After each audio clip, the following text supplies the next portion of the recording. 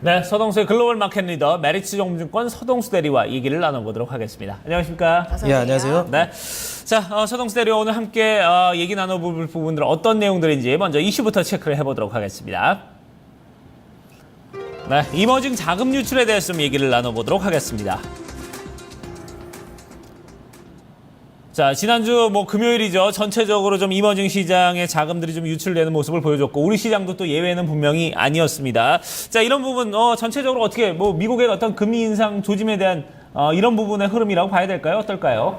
예, 맞는 말씀이고요. 관련된, 이머징 관련된 기사가 사실 제대로 나오는 경우가 별로 없습니다. 그렇죠. 그래서 블룸버그에서 이제 이머징 관련된 기사 아주 짤막하게 나오긴 했습니다만 상당히 좀 시사하는 바가 상당히 크다라는 측면 때문에 좀 소개를 드릴까 하고요. 네. 그리고 지금 미국 경제 지표 중에서 사실 전반적으로 모든 지표들이 상당히 괜찮게 나오고 있다.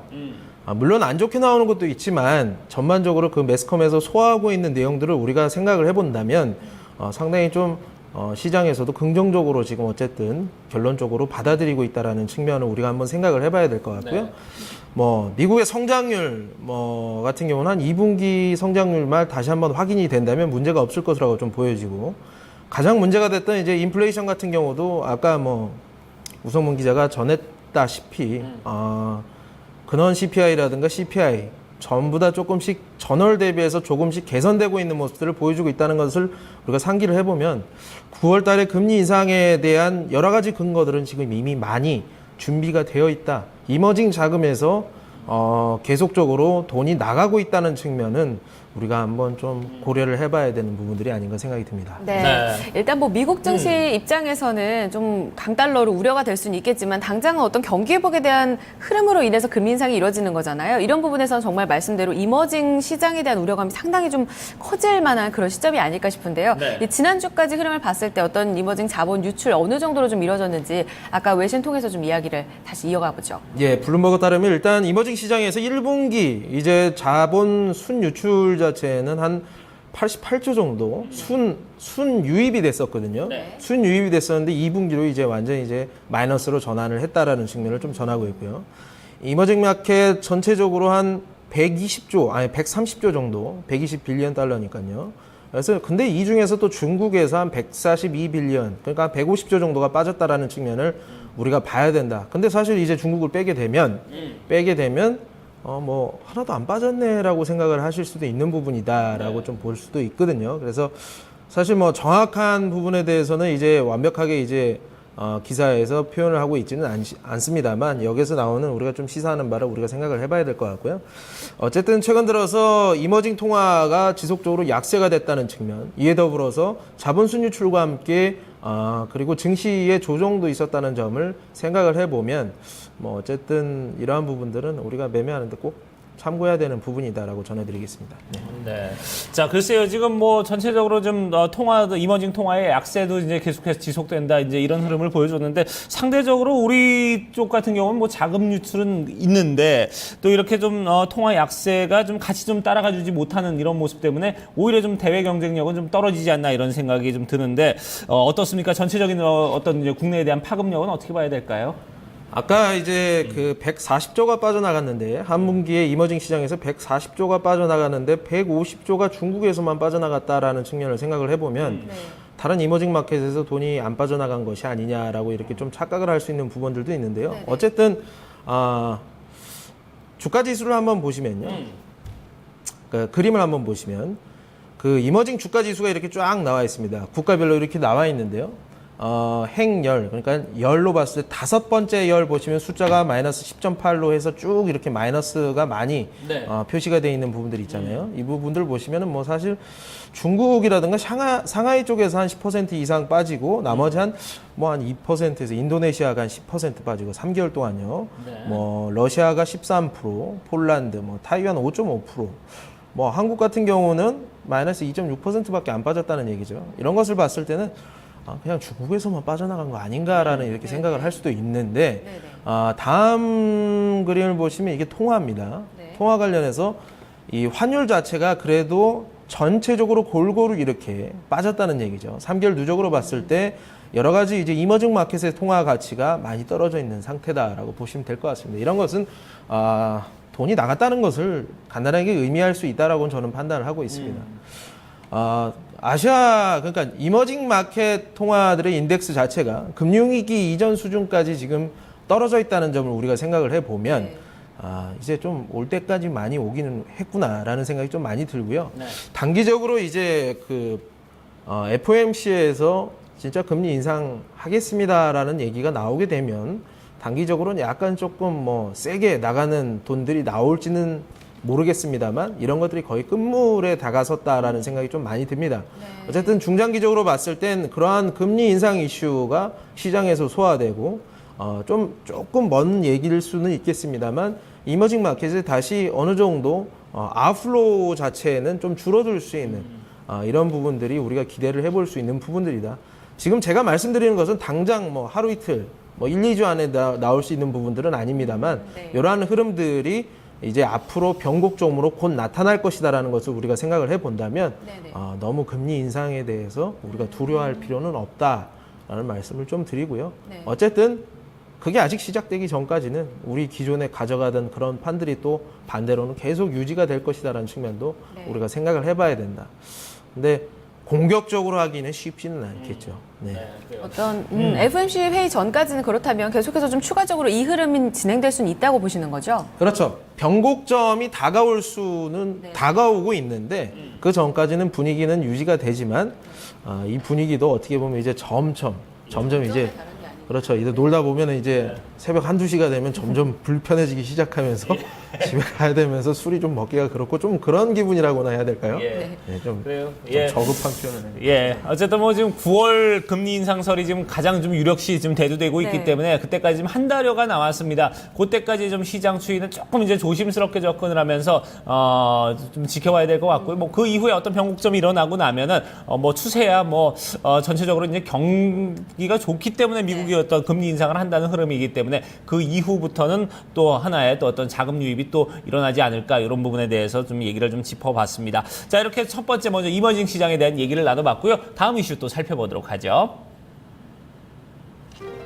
네, 두 번째 이슈 체크하겠습니다. 올해 2015년 최악의 기후, 시장 파급력으로는 어떻게 이어질 수 있는지 알아보도록 하겠습니다. 네, 올해 엘니뇨가 가장 최악으로 좀 발생할 것이다라는 호주 기상청의 이야기도 나왔고 올해 상당히 경고성 멘트들이 많이 나오고 있거든요. 이런 부분들 전략적으로 좀 살펴볼 필요가 있을 것 같습니다. 먼저 가져온 이슈부터 소개를 해주시죠. 그러니까 증권 시장 자체가 최근 들어서 굉장히 좀 그 논란이 있을 만한 금리 인상 이슈라는 큰 산을 두고 있다는 측면에서 네. 이런 대안 투자로서의 측면, 그러니까 나올 수 있는 부분들 이런 걸 좀 네. 소개를 해드리려고 하고 있고요. 네. 최근 이제 연간 기후 보고서가 미국에서 발간을 했는데 네. 엘니뇨 영향력이 점점 커지고 있다라는 측면, 우리 먹거리 가격들이라든가 여러 가지 가격들 좀 변화할 수 있는 그런 좀 시기가 되지 않겠느냐 이렇게 생각이 들고 있습니다. 네. 올해 5월부터 사실 여름이 정말 빨리 찾아온 게 아니냐라는 얘기들을 우리 국내에서도 많이 했었거든요. 이런 부분들과 더불어서 아시아 그리고 미국 쪽, 그러니까 미국 같은 경우에는 엘니뇨가 발생하게 되면 비가 상당히 많이 온다고 하거든요. 근데 최근에 이제 폭우가 상당히 좀 많았다라는 얘기들도 많이 나오고 있습니다. 엘니뇨가 최악으로 발생할 것이다. 이런 근거들을 좀 어떻게 봐야 될까요? 기사를 통해서 제가 말씀을 드리겠습니다. 네. 블룸버그 따르면요. 일단 뭐 그림 보면서 말씀을 드릴게요. 네. 첫 번째 그림 보시면 이게 이제 빨갛습니다. 네. 빨갛습니다. 여러 군데가 이제 빨간데요. 이제 조금 빨가면 빨갈수록 평균 예년 기온보다 높다는 것을 의미하는데요. 네. 전 세계적으로 물론 캐나다 같은 경우는 더 추워지는 경우도 있겠습니다만 전체적으로 상당히 좀 많이 뜨거워지고 있다라는 이런 그래프, 그림이 나와 있고요. 이런 것 측면에 이제 전 세계적으로 평균치보다 135년 내 거의 뭐 최고치 기온을 지금 네. 기록하는 수준이다라고 보시면 될 것 같고요. 네. 다음 그림 보시면 예. 이것으로 인해서 뭐 어떻게 되겠습니까? 뭐 빙하가 녹아서 해수면 자체가 예. 늘어날 수밖에 없겠죠. 지난 20년 동안 해서 1년에 한 3.2mm씩 1년에 계속 조금씩 올라가고 있다는 얘기죠. 아무튼 좀 지나면 워터월드가 될지도 모르겠는데 그 다음 그림을 보시면요. 빙하가 계속 녹고 있습니다. 이런 측면들. 네. 31년 연속으로 지금 계속 감소하고 있다. 그러니까 그린하우스 이펙트라고 해가지고 온실효과가 계속 지금 지속적으로 연결이 되고 있다는 측면이죠. 어떻게 보면 이제 전 세계 인구가 많아지고 많은 이제 이산화탄소 배출로 인해서 네네. 이런 부분들은 좀 피할 수 없는 부분들이 아닌가 이런 생각이 좀 듭니다. 많은 노력들이 있겠지만 아직은 계속 이산화 배출이 늘어나고 있는 측면을 우리가 생각을 해봐야 될 것 같고요. 마지막 그림 보시면 실질적으로 이렇게 되는 이런 에너지들 그리고 오존층 자체가 얇아지면서 지구로 흡수되는 열 에너지 자체가 어디로 흡수가 되겠습니까? 지구를 가장 많이 이렇게 이루고 있는 물질 중에 하나가 바다가 아니겠습니까? 바다로 엄청난 에너지가 지금 유입이 되고 있고 해수면 자체가 심층부와 상층부 자체가 나눠지고 이 상층부 자체가 계속 뜨거워지고 있는 엘니뇨 현상이 들어가고 있다. 이 에너지는 어떻게 나온다? 물 밖으로 나오게 되면 태풍, 사이클론, 허리케인 네네. 모든 이제 자연재해로 승화될 수 있는 부분들을 우리가 생각을 해봐야 될 것 같습니다. 네. 자, 이렇게 지금 우리나라도 그래요. 우리나라도 올해 좀 또 보면은 이제 기온이 여름은 또 생각보다 우리는 좀 일찍 찾아왔다 이런 느낌이 있었던 반면에 또 올여름 지금 7월 벌써 중순인데 생각보다 좀 예년보다는 좀 또 기온이 좀 덜하다 이런 느낌도 있고 또 중간중간에 지금 폭우도 좀 계속해서 좀 쏟아지고 있는 이런 상황, 가뭄과 이렇게 폭우가 좀 계속해서 좀 교차하고 있는 이런 상황인데 자, 이렇게 되면은 글쎄요. 농작물도 분명히 문제가 있을 거고요. 좀 바다 기온도 좀 변하고 있다고 그러면 어떤 어류나 이제 수산물에 대한 어떤 이 흐름의 또 변화도 있지 않을까 하는 생각이 드는데 전체적으로는 그러면 이제 결국 이제 악영향 아니겠습니까? 어떻습니까? 맞습니다.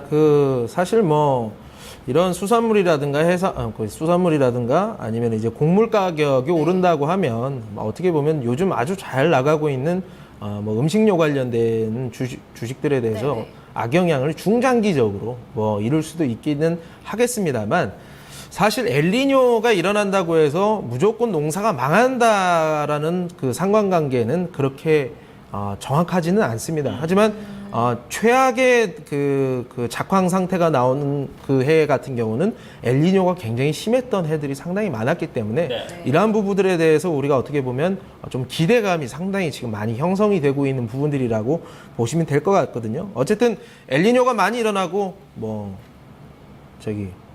가뭄이 오고 홍수가 나고 여러 가지 기상이변 어떻게 됐든 우리가 전반적으로 우리가 생각해 봤을 때 농산물 키우기가 상당히 힘들겠다라는 것을 우리가 간단하게 좀 유추를 해볼 수가 있을 것 같고요.